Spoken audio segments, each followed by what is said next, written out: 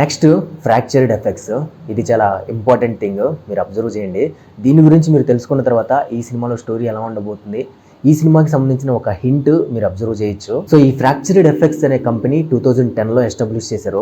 వీళ్ళ యొక్క స్పెషాలిటీ ఏంటంటే special makeup effects studio. Hollywood movies లో మనం చూసే ఒక స్పెషల్ క్యారెక్టర్స్ ని డిజైన్ చేస్తారు. అలాగే చాలా మూవీస్ లో మనం అబ్జర్వ్ చేసే ఉంటాము, హాఫ్ హ్యూమన్స్ హాఫ్ యానిమల్స్ కలిసి ఉన్న క్యారెక్టర్స్ ఉంటాయి. అంటే బాడీ మొత్తం హ్యూమన్ బాడీ లా ఉంటుంది, ఫేస్ వచ్చేసరికి ఒక యానిమల్స్ ని రిప్రజెంట్ చేసే ఫేస్ ఉంటుంది, అలాగే ఏలియన్స్ ఫేస్ ఉంటుంది, అలాగే మాన్స్టర్స్ ఫేస్ ఉంటుంది, అలాగే ఈవిల్ స్పిరిట్స్ ఒక బాడీలోకి వస్తే ఆ ఫేసెస్ ఎలా ఉంటాయి, ఇలాంటి క్యారెక్టర్స్ ని వాళ్ళు డిజైన్ చేస్తారు. అలాగే మనం కొన్ని మూవీస్ లో కొన్ని యాక్సిడెంట్స్ అయినప్పుడు ఫేస్ కి కొన్ని డ్యామేజెస్ అవుతాయి, అలాగే బాడీకి కొన్ని డ్యామేజెస్ అవుతాయి, అలాగే పోస్ట్ మార్టం సీన్స్ ఉంటాయి, అక్కడ ఒక హ్యూమన్ బాడీని క్రియేట్ చేయాల్సి వస్తుంది.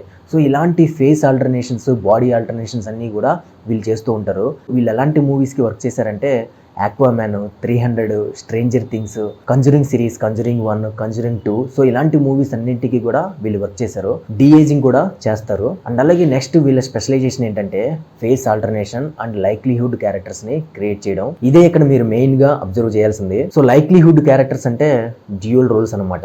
సో మనందరికీ తెలుసు అట్లీ గారికి ఒక అబ్సెషన్ ఉంది, డ్యూయల్ రోల్స్. ఆయన మూవీస్ లో చాలా వరకు డ్యూయల్ రోల్స్, ట్రిపుల్ రోల్స్ ఉంటాయి. సో ఖచ్చితంగా మాక్సిమం నా ప్రెడిక్షన్ ప్రకారం అయితే ఈ సినిమాలో కూడా అల్లు అర్జున్ గారు డ్యూయల్ రోల్ చేయబోతున్నారు.